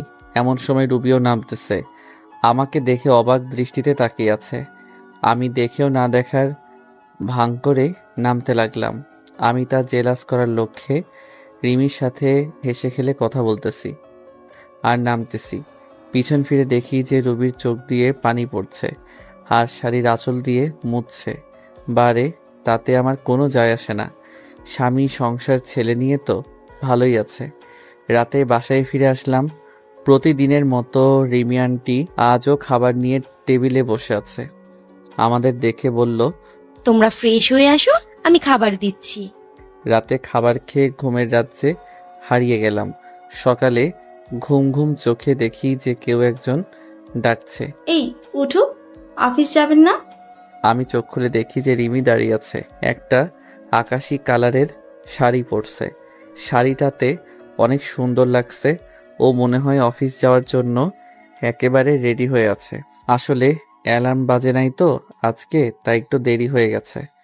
ওয়াশরুম থেকে ফ্রেশ হয়ে নিচে এলাম, দেখি যে আন্টি আর রিমি খাবার টেবিলে বসে আছে। আন্টির পরিবার শুধু, আর আন্টি আর কেউ নেই, মানে আঙ্কেল অফিসের কাজে বাহিরে গেছেন, আর তার ছেলে বিদেশি অফিসে চাকরি করে, তাই বিদেশে থাকে। তাই বাসায় এখন আন্টি ছাড়া আর কেউ নেই। আমিও নাস্তার টেবিলে বসে পড়লাম। খাবার শেষ করে রেডি হয়ে রিমিকে নিয়ে বের হলাম। রিমি নাকি আজ রিক্সা করে যাবে অফিসে, তাই একটা রিক্সা নিলাম। রাস্তায় দেখলাম রবি গাড়ি করে অফিসে যাইতেছে। রেড সিগন্যালে গাড়িগুলো আটকে পড়ছে। আমাদের রিক্সা নিয়ে ওর গাড়ির সাথে দাঁড়ালাম। আমার সাথে রিমিকে দেখে মুখটা মলিন হয়ে যায়। শাড়ির আঁচল দিয়ে যে বারবার চোখ মুছছে তা আমার দৃষ্টি এড়ায়নি। রিমিকে নিয়ে সোজা অফিসে চলে আসলাম। অফিসে এসে দেখলাম রবি আমার কেবিনের সামনে দাঁড়িয়ে আছে, তাই আমি রিমির সাথে হেসে হেসে কথা বলা শুরু করে দিলাম। আমিও ভাবতেছি একটু ঝাল না দিলে কি আর হয়। আমি সোজা রিমির গা ঘেঁষে বসে পড়ি আর হেসে হেসে কথা বলা শুরু করি। কথা বলছি আর রবির দিকে তাকিয়ে দেখি একেবারে তেলে বেগুনে ফুলে উঠছে। ও রাগ করলে আমার কি? রাগ সামলাতে না পেরে বলল, এটা অফিস, কোনো রোম্যান্সের জায়গা নয়। রিমি দেখো না অফিসার ম্যাডাম কি বলে। আরিফ, তুমিও না? এ কথা বলে রুবিও চলে গেল। আমি ভেবে পাচ্ছি না রুবি আমায় দেখে ওরকম ব্যবহার করছে কেন। তার তো স্বামী আছে। আমিও একটু মজা দেখতে রুবির পিছে পিছে রুবি কেবিনের সামনে যেতেই শুনতে পেলাম, আম্মু আম্মু আগামীকাল স্কুলের স্যারেরা বলেছে আম্মু আব্বুকে নিয়ে যেতে। তুমি তো প্রতিবারই বলো আব্বুকে নিয়ে দাও না। রুবির ছেলের এরকম কথা শুনে আমার জানার জন্য আগ্রহ হচ্ছে।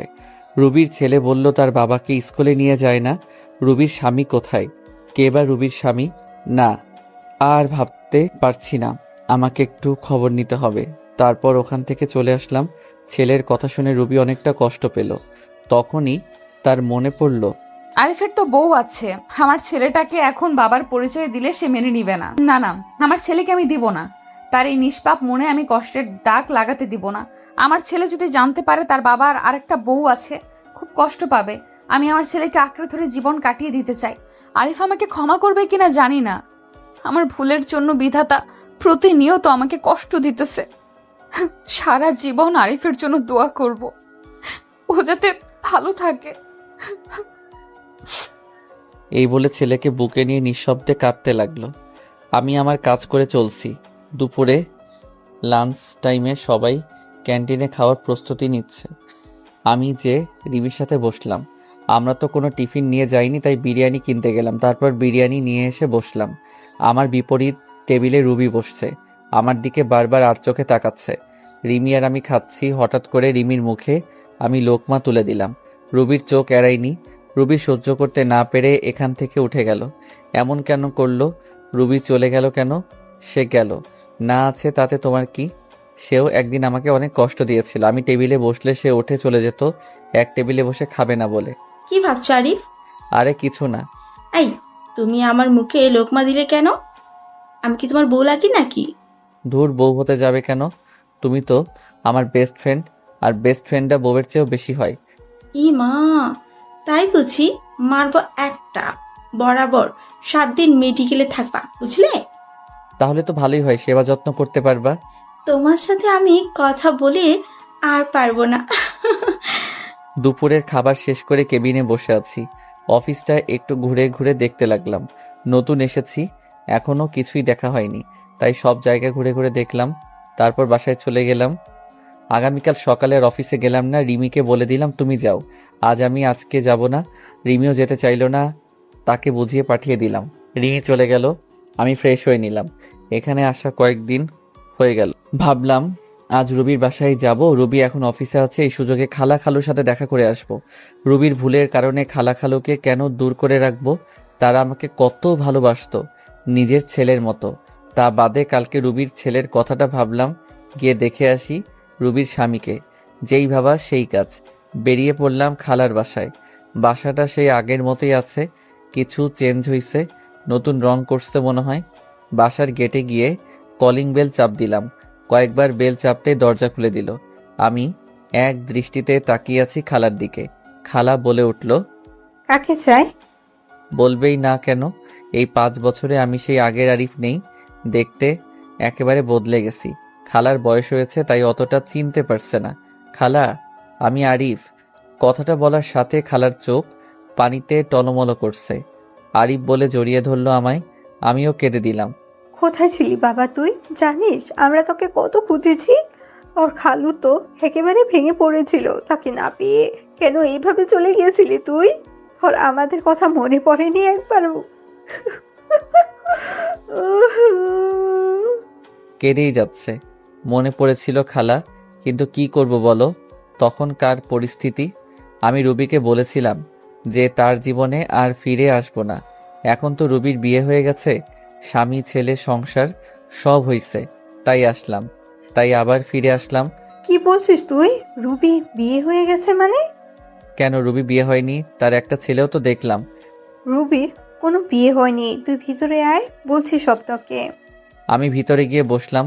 খালার মুখ চেয়ে বসে আছি সবকিছু জানার জন্য। নীরবতা ভেঙে আমি বললাম, কি হলো খালা, বলো। তাহলে শোন, তুই যখন বাড়ি থেকে চলে গেছিস, রুবি তখন অনেক বেশি খুশি হয়েছিল। তার কয়েকদিন পর আমি দেখতাম রুবি সারাদিন কি যেন চিন্তা করতো আর কাঁদতো। খাওয়া দাওয়া ছেড়ে দিয়েছিল। আমি যখন জিজ্ঞাসা করি তখন বলতে লাগলো, মা, আমি একটা বড় ভুল করে ফেলেছি মা। আমার জন্য আরিফ এই বাড়ি ছেড়ে চলে গিয়েছে। কি বলছিস? যা বলবি খুলে বল। তারপর রুবি সেই দিনের রাতের কথা বলল। সকালে তোর সাথে অনেক বাজে ব্যবহার করে তোকে চলে যেতে বলেছে। একদিন রুবির সাথে ওর ওই বান্ধবীর দেখা হয়। ওই বান্ধবী বলে দেয় যে রুবি যখন ড্রিঙ্কস করে সেন্সলেস ছিল তখন তার ভাই রুবির সাথে খারাপ ব্যবহার করে। তাই তার বান্ধবী রুবির কাছে ক্ষমা চেয়ে চলে যায়। রুবি এসব কথা শুনে মাথাটা ধরে যায় যে তোকে দোষারোপ করেছে। মেয়েটা অনেক ভেঙে পড়ে যায়। তাই ওকে আমি কিচ্ছু বলি নাই। তার কয়েক মাস পর রুবি একদিন মাথা ঘুরে পড়ে যায়। আমরা ডাক্তারের কাছে নিয়ে গিয়ে জানতে পারি রুবি মা হতে চলেছে। আর রুবি সাথে যে ছেলেটা দেখেছিস ওটা তোর আর রুবির ছেলে। কথাগুলো শোনার পর আমার চোখ দিয়ে আপনা আপনি পানি পড়তে লাগলো। তার মানে ও আমার ছেলে। আমার যে কি আনন্দ লাগছিল বলে বোঝাতে পারবো না। তাই রুবি আমায় আর রিমিকে একসাথে দেখে জ্বলতেছিল। আরে শোন বাবা, রুবিনা তোকে অনেক ভালোবাসে। তুই চলে যাওয়ার পর ও ওর ভুল বুঝতে পেরেছে, অনেক কেঁদেছে। তোর জন্য আজও অপেক্ষা করে বসে আছে মেয়েটা। তুই আর ওকে ফিরিয়ে দিস না রে বাবা। তাই বললে কি আর হয়? আমাকেও কম কষ্ট দিয়েছিল নাকি? তার প্রতিশোধ আমি না নিয়ে তাকে কাছে টেনে নিব না? খালা আমার একটা কথা রাখবে? কি কথা বল? আমি যে এখানে এসেছি তা যেন রুবি না জানতে পারে। আমি যে সব জানি। আর শোনো, রুবি আমাকে কম কষ্ট দেয়নি, তাই ওকে একটু শিক্ষা না দিয়ে আমি আমার কাছে ওকে টেনে নিব না। ও বুঝুক আপনজনকে কষ্ট দিলে কি হয়। আচ্ছা, তুই যা ভালো মনে করিস। ও তো তোর খালু এসে পড়েছে। তাই আমি খালুর সাথে কথা বলে অনেক সময় ওখানে থেকে চলে আসলাম। আর বলে আসলাম রুবি যেন কিছুতেই জানতে না পারে। রাস্তা দিয়ে যাচ্ছিলাম। কিছুক্ষণ যাওয়ার পর চোখ পড়ল একটা স্কুলের গেটে। দেখি যে আমার ছেলেটা ব্যাগ ঘাড়ি নিয়ে দাঁড়িয়ে আছে। কাছে যে জিজ্ঞেস করলাম, কি হলো বাবা, এখানে মন খারাপ করে দাঁড়িয়ে আছো কেন? জানো আঙ্কেল, আমার আব্বু নেই। আজ স্কুলে সবার আব্বু আম্মু দেখেছে। আম্মু এসে শুধু ছেলের সাথে কথা বলে গেছে। আমি রাগ করে এখানে দাঁড়িয়ে আছি। ছেলের কথা শুনে বুকের বাঁ পাশে চিনচিন ব্যথা শুরু হয়ে গেল। মনে মনে বলতেছি, আমি তোর বাবাই, শুধু পরিস্থিতির কারণে আজ তোর কাছ থেকে দূরে। ছেলেকে আদর করে দারোয়ানকে বলে স্কুলের গেটের ভিতরে ঢুকিয়ে দিয়ে আসলাম। মনে মনে ভাবতেছি রুবি না হয় নিষ্ঠুর, তাই বলে আমিও নিষ্ঠুর হব? নিজের ছেলের পরিচয় আমার কাছ থেকে গোপন রাখলো। নিজের ছেলের কাছে আমি আজ পিতৃ পরিচয় গোপন রাখলাম। খুব কষ্ট হচ্ছে। মা, আজকে ওই আঙ্কেল আমার স্কুলে এসেছিল, আমাকে অনেক আদর করেছে। এই রকম যদি আমার বাবাই হতো খুব ভালো হতো না মা? রোহান, তোমাকে না বলেছি অপরিচিত কোনো লোকের কাছে না যেতে? আর কোন আঙ্কেল, আমাকে একটু কালকে দেখিয়ে দিও তো। আচ্ছা ঠিক আছে মা। রুবি তার ছেলেকে নিয়ে বাসায় চলে গেল। আমার কথা মতো খালা খালো কেউ বলে নাই যে আমি এখানে এসেছিলাম। পরদিন অফিসে গিয়ে কেবিনে কাজ করতেছি, এমন সময় পিয়ন এসে বলল, রুবি ম্যাডাম আপনাকে ডেকেছে। আমি দেরি না করে চলে গেলাম। আরিফ খান, আপনি কাল অফিসে এলেন না?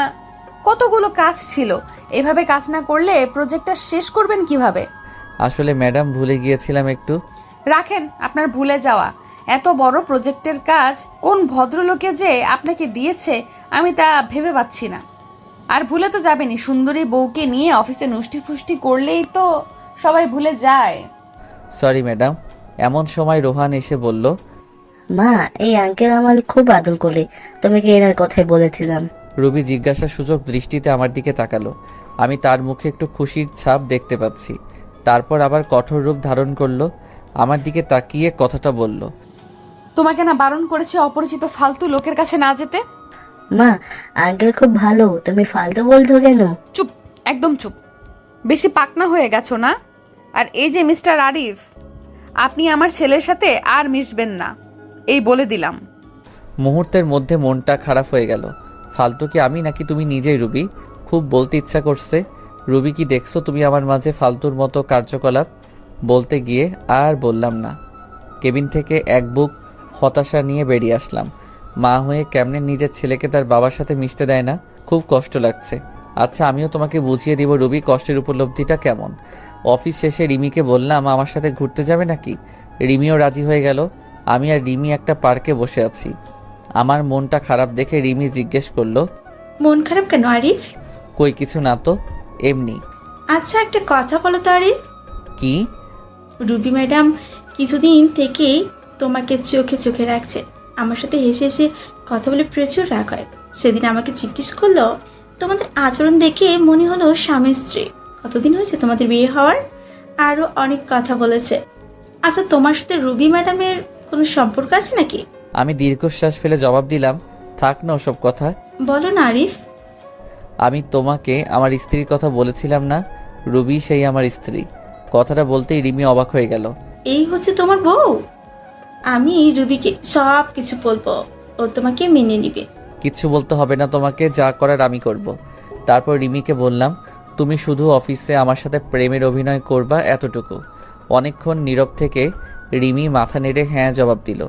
রাতে দুজনে একসাথে বাসায় ফিরে আসলাম। খাওয়া দাওয়া শেষ করে বিছানায় শুয়ে পড়লাম। কি করব কিছুই বুঝতে পারছি না। ভাবতে ভাবতে ঘুমিয়ে পড়লাম। সকালে ঘুম ভাঙলো অ্যালার্মের শব্দে। তারপর রিমি ফুপু নাস্তা দিল, খেয়ে অফিসের উদ্দেশ্যে বেরিয়ে গেলাম। অফিসে পৌঁছে রিমিকে বললাম, তুমি ভিতরে যাও, আমি একটু পাশের দোকান থেকে আসছি। কিছু সময় পর অফিসে ঢুকলাম।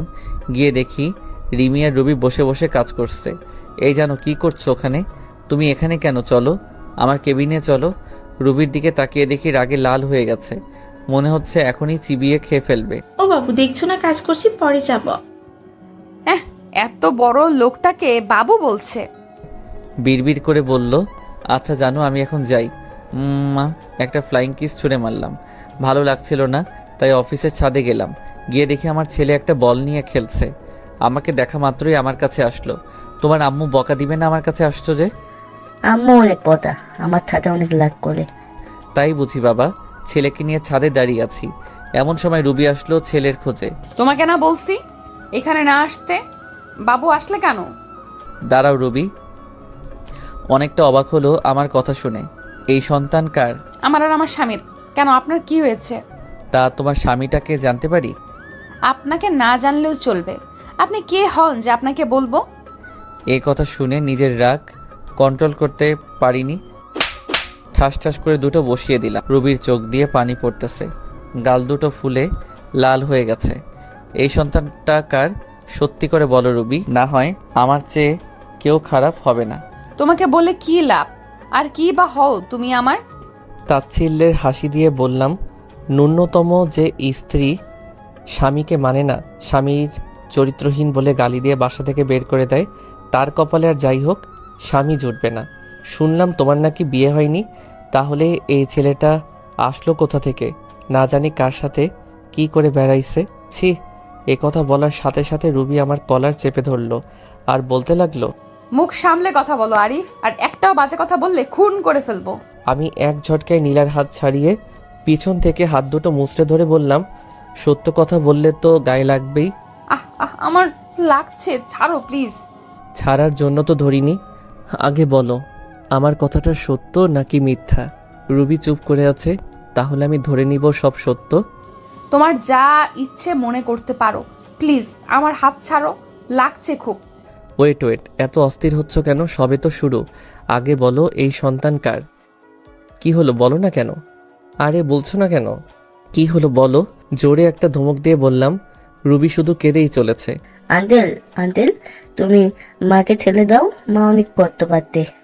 ছেলের কথা শুনে আর ধরে রাখতে পারলাম না, ছেড়ে দিলাম। রুবি ছাড়া পেয়ে ছেলেকে জড়িয়ে ধরে কাঁদতে লাগলো। শক্ত করে জড়িয়ে ধরে আছে, মনে হচ্ছে আমি ছো মেরে তার ছেলেকে নিয়ে যাব। রুবি ছেলেকে জড়িয়ে ধরে শুধু কেঁদে চলছে। আমি আবারও জিজ্ঞেস করলাম, রুবি, এই সন্তানটা কার? কি হলো বলছো না কেন? ও বলবে বা কেন? নিশ্চয়ই কোনো আকাম কুকামের ফসল। রুবির চোখ দিয়ে শুধু পানি পড়ছে। আমি এই কথা বলে ওই স্থান ত্যাগ করলাম। অফিসে বসে নিজের কাজে মনোযোগ দিলাম। রুবি মনে মনে কথাগুলো বলতেছে। বলবো না আরিফ, আমি কিছুতেই আমার সন্তানের কথা তোমাকে বলবো না। এই সন্তান শুধুই তোমার। তোমাকে বললে আমার সন্তানকে তুমি নিয়ে যাবে। আমি মা হয়ে এটা কিছুতেই সহ্য করতে পারবো না। এই জীবনে আমার নিজের দোষে তোমার ভালোবাসা হারিয়ে আজ আমি নিঃস্ব। এই সন্তান এখন আমার একমাত্র সম্বল। আমি যে আমার ছেলেকে ছাড়া বাঁচবো না। মা, মা, তুমি কি ভাবতো? ওই আঙ্কেলটা তোমাকে কেন বলেছে? বলো না মা, বলো না। এতটুকু বাচ্চাকে কি বলবে রুবি? নিজের করা ভুলগুলো। আর এই অবুঝ বাচ্চা কি বা বুঝবে? কিছু না বাবা, এমনি। এমনি তো কেউ মারে না মা। স্কুলে ছেলেরা পড়া না দিতে পারলে খুব মারে। তুমি নিশ্চয়ই আঙ্কেলের কাছে পড়া দিতে পারো নাই, তাই তোমাকে মেলেছে। ছোট বাচ্চার মনের পরিধি যতটুকু সে হিসেব করে বলছে কথাটা। রুবি কিছু না বলে ছেলেকে কোলে করে নিচে নেমে এলো। আমি অফিসের কাজ শেষ করে বাসায় ফিরে আসলাম। এইভাবে কেটে যায় 1টি মাস। এই 1 মাসে আমি রুবিকে যথেষ্ট কষ্ট দিয়েছি। এমন কোনো দিন নেই যে রুবিকে আমি কাঁদাইনি। রিমির সাথে প্রতিনিয়ত স্বামী স্ত্রীর অভিনয় করে গেছি। রুবি এতে খুব কষ্ট পেয়েছে, আর আমিও পেয়েছি রুবির কষ্টে কষ্ট পেয়ে। প্রজেক্টের কাজও শেষের কয়েকদিন পর অফিসে গেলাম, যে দেখি রুবি আজ আসেনি। অনেকটা অবাক হলাম। অফিস থেকে বাসায় এসে শুয়ে পড়লাম। পরদিন সকালে ভাবতেছি রুবি কেন অফিসে আসেনি। না, আজ আর আমার ছেলেকে আমার কাছে নিয়ে আসবই। ওকে ছাড়া আমার একা একা ভালো লাগে না। অফিসের কাজ করে সন্ধ্যার দিকে চলে গেলাম খালাদের বাসায়। বাসায় গিয়ে কলিং বেল বাজাতেই রোহান, মানে আমার ছেলে, দরজা খুলে দিল। আমাকে দেখে খুশিতে বলল, আঙ্কেল। এমন সময় রুবি রান্নাঘর থেকে বেরিয়ে আসলো। আমাকে দেখে অনেকটা অবাক হয়ে গেল। এখানে কেন এসেছো? আমার ছেলেকে নিয়ে যেতে এসেছি। তুমি যতই ওর কাছ থেকে আমার পরিচয় গোপন করো না কেন, লাভ নেই। কে তোমার ছেলে? খবরদার আমার ছেলেকে ছোবে না। এটা আমারই ছেলে রুবি। না না মানে, এক্ষুনি ডিএনএ টেস্ট করব। তোমার যাই ইচ্ছে করো, আমার ছেলেকে আমি কোথাও যেতে দিব না। এই বলে রোহানকে জড়িয়ে ধরল রুবি। আমি হ্যাচকে একটা টান দিয়ে রোহানকে নিয়ে আসলাম নিজের কাছে। ওকে কোলে করে নিয়ে যাইতেছি, এমন সময় রুবির চিৎকার, আমার ছেলেকে নিয়ে যেও না প্লিজ। আমার বুক খালি করো না, ফিরিয়ে দাও আমার বাবা সোনাকে। আমি কোনো কথায় কান্না দিয়ে দরজার সামনে ছেলেকে নিয়ে এগিয়ে যেতে লাগলাম। রুবি আমার পায়ে পড়ে গেল। তোমার দুটি পায়ে পড়ি, আমার ছেলেকে নিয়ে যেও না। আমি হাত দিয়ে ধাক্কা দিয়ে রুবিকে সরিয়ে রোহানকে নিয়ে বেরিয়ে আসলাম। আঙ্কেল, আমাকে কোথায় নিয়ে যাচ্ছ? আঙ্কেল না বলে আমাকে বাবা বলো। আমি তোমার বাবা। সত্যি বাবা? হ্যাঁ, আমি তোমার বাবা। ছেলেকে নিয়ে নিজের বাসায় ফিরে আসলাম। বাসায় আসতেই রিমি জানতে চাইলো, সব বলে দিলাম। রাতে খাবার খেয়ে শুয়ে পড়লাম। বাবা, বাবা। বলো। মা আমাকে ছাড়া কোনোদিন ঘুমাই না, আমাকে না পেলে মা মারা যাবে। ছেলের কথা শুনে বুকের ভিতর চিনচিন করে উঠল। রুবি যদি সত্যি কিছু করে ফেলে। এমনিতে যে রাগ, 7-5 না ভেবে রোহানকে নিয়ে রুবির বাসায় রওনা হলাম। বাসায় যে যা দেখলাম তা দেখার জন্য আমি মোটেও প্রস্তুত ছিলাম না। দরজা খুলে ভিতরে প্রবেশ করতে দেখি রুবি মেঝেতে পড়ে আছে, কপাল ফেটে একটু রক্ত বের হচ্ছে। হাত দিয়ে রক্ত পড়ছে, সম্ভবত শিরা কাটার চেষ্টা করেছে। দেরি না করে তাড়াতাড়ি কোলে তুলে নিয়ে বিছানায় শুয়ে দিলাম। কপালে হাত দিয়ে দেখি প্রচুর জ্বরে গা পুড়ে যাচ্ছে। সারা রাত মাথায় জলপট্টি দিলাম। নিজ হাতে বাসায় রান্না করেছি, রুবিকে নিজের হাতে খাইয়ে দিলাম।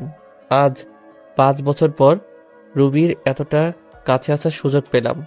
অন্যরকম একটা ভালো লাগা কাজ করছে মনের ভিতর। কিন্তু রুবির এখনো জ্বর কমেনি।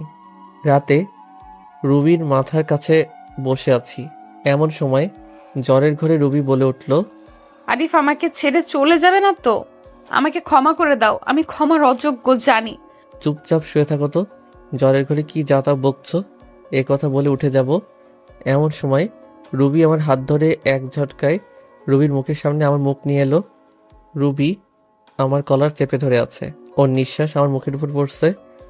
একদম খুব কাছে অবস্থান করছি আমি, আর বলতে লাগলো, আর কত কষ্ট দিবে আমাকে বলো আরিফ, বলো।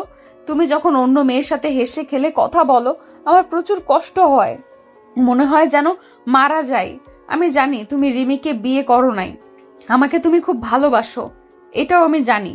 তোমার জীবনে অন্য কাউকে আপন করে নেওয়ার আগে নিজ হাতে আমাকে মেরে ফেলো। আমি এই জীবন আর রাখতে চাই না। কষ্ট তোমার থেকে আমি বেশি পাচ্ছি। তোমার জীবনে নতুন কেউ আসলে আমি সহ্য করতে পারবো না। বিশ্বাস করো, এতদিন তোমাকে ছেড়ে থাকতে অনেক কষ্ট হয়েছে। আমি যখন আমার ভুল বুঝতে পেরেছি, সেদিন থেকে আমি তিলে তিলে শেষ হয়ে যাচ্ছি। এই 5 বছর প্রতিদিন আমি তোমার পথ চেয়ে বসে থাকতাম তুমি আসবে বলে, কিন্তু দেখো তুমি আসতে 5টি বছর লেগে গেল। আর যখন এলে তখন রিমিকে নিয়ে এলে। আমি ভেবেছিলাম তুমি বিয়ে করেছো, রিমি তোমার বউ। জানো, ওই দিন আমি আত্মহত্যা করতে গিয়েছিলাম, শুধুমাত্র আমার ছেলের কথা ভেবে, আর করি নাই। আমাকে শক্ত করে নিজের বুকের সাথে জড়িয়ে আছে। আমি আর ছাড়াতে পারলাম না। হয়তো জ্বরের ঘরে এসব বলতেছে। এসব ভাবতে ভাবতে কখন যে ঘুমিয়ে গেছি সেটাই টেরই পেলাম না। সকালে ঘুম ভেঙে দেখি যে রুবি আগের মতো আমাকে জড়িয়ে শুয়ে আছে। রুবির থেকে নিজেকে ছাড়িয়ে ওর কপালে হাত দিয়ে দেখি এখন আর জ্বর নেই। একটা স্বস্তির নিঃশ্বাস ফেললাম। রুবিকে না ডেকে ফ্রেশ হয়ে অফিস চলে গেলাম। আসলে খালা খালো কেউ নেই বাড়িতে, তারা নাকি গ্রামের বাড়িতে গেছে। সন্ধ্যায় রুবির বাসায় আসলাম। রুবির কোনো কথাবার্তা নেই, চুপচাপ আমাকে খাবার বেড়ে দিচ্ছে। আমি খেয়ে দে ছেলেকে আদর করে চলে আসবো, এমন সময় রুবির ডাক। আরিফ, বলো রুবি। তোমার কাছে একটা জিনিস চাইবো, দিবে? ধরে নাও আমার জীবনের এটাই শেষ ইচ্ছা। মনের ভিতর উলটপালট হয়ে গেছে কথাটা শোনার পর থেকে। মাথা চাপা কণ্ঠে জবাব দিলাম, কি জিনিস? একটা রাত, শুধু একটা রাত তোমার কাছে স্বামীর অধিকারটুকু চাই। জীবনের কিচ্ছু চাইবো না, শুধু একটা রাত চাই। কি বলছো এসব? তোমার মাথা ঠিক আছে তো? প্লিজ না করো না, আমার এই অপূর্ণ ইচ্ছেটা পূরণ করো। এই বলে রুবি আমার দিকে এগিয়ে আসলো। আমার পায়ের উপর পা দিয়ে আমাকে জড়িয়ে ধরে ঠোঁটে ঠোঁট মিশিয়ে দিল। আমিও নিজেকে আর কন্ট্রোল করতে পারলাম না। সারা রাত রুবি নিজেকে আমার কাছে বিলিয়ে দিয়েছে, আমি তাকে ভালোবাসা দিয়ে ভরিয়ে দেই। সকালবেলা ঘুম থেকে উঠে দেখি রুবি নেই, কিন্তু রুবি নেই আমার ছেলেটা পাশের রুমে দেখলাম। বাসায় তন্ন তন্ন করে খুঁজলাম, কিন্তু কোথাও নেই। গেলটা কই? আমার মনে হচ্ছে রুবিকে আমি হারিয়ে ফেলেছি। আমার নিঃশ্বাস বন্ধ হয়ে আসছে, মনে হচ্ছে দম বন্ধ হয়ে এক্ষুনি মারা যাব। রুবিকে খুঁজতে খুঁজতে টেবিলের দিকে চোখ পড়ল, দেখলাম একটা চিঠি। চিঠিটা খুলে পড়তে লাগলাম। আরিফ, তুমি যখন এই চিঠিটা পাবে, হয়তো আমি তোমার থেকে অনেক দূরে চলে যাব। আমি জানি তুমি আমাকে হয়তো কখনো ক্ষমা করতে পারবে না। তোমার উপর আমি যে দুর্ব্যবহার করেছি তা হয়তো ক্ষমার অযোগ্য। আমি রাতে তোমার কাছে স্ত্রীর অধিকার চেয়েছিলাম, তা তুমি দিয়েছ, তাতেই আমি অনেক খুশি। চলে যাচ্ছি তোমার জীবন থেকে, আর আসবো না। কোথায় যাচ্ছি তা আমি নিজেও জানি না। আর হ্যাঁ, তোমার ছেলেকে তোমার কাছে রেখে গেলাম, ওকে তুমি নিজের মতো করে বড় করো, আর রিমিকে বিয়ে করে নিও। ভালো থেকো। চিঠিটা পড়ে আমার দু চোখ দিয়ে পানি পড়েই যাচ্ছে। মনে হচ্ছে আমার ভিতর থেকে কেউ কলিজা টেনে বের করে নিচ্ছে। আর দেরি না করে বেরিয়ে পড়লাম। যাওয়ার সময় দেখি খালা খালু চলে এসেছে। আমার দিকে তাকিয়ে বলল, কি হয়েছে? আমি শুধু বললাম, রোহানকে দেখে রেখো বলে বেরিয়ে গেলাম রাস্তায়। গোটা রাস্তা পাগলের মতো এপাশ ওপাশ খুঁজতে লাগলাম। প্রায় অনেক জায়গায় খোঁজা শেষ, এবার আশা ছেড়েই দিয়েছি। হাঁপিয়ে রাস্তায় বসে পড়লাম। কিছু সময় নিচে বসে থাকার পর সামনে চোখে পড়ল বাস স্টেশনের বেঞ্চের মেয়েটির দিকে। কি রুবির মতো? আমি ভুল দেখছি না তো?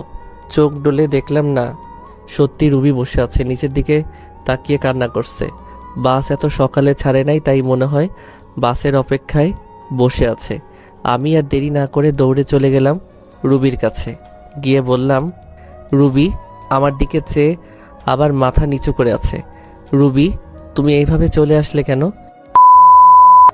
কি হলো? কথা কানে যাচ্ছে না? বলো। মাথাটা খারাপ হয়ে গেল। বেঞ্চের থেকে টেনে দাঁড় করিয়ে দিলাম এক থাপ্পড়। গালে হাত, আমার দিকে চলাচল চোখে তাকিয়ে কেঁদেই যাচ্ছে। আমার আর তার কান্না সহ্য হলো না, টান দিয়ে বুকের সাথে মিশিয়ে নিলাম। কি ভেবেছ নিজেকে? যখন তখন আমাকে কষ্ট না দিয়ে তোমার ভালো লাগে না, তাই না? জানো না আমি তোমাকে কতটা ভালোবাসি? আর কি বললে, আমি রিমিকে বিয়ে করে নিব, তাই না? যদি রিমিকে বিয়ে করতাম তাহলে 5 বছর আগেই করতাম।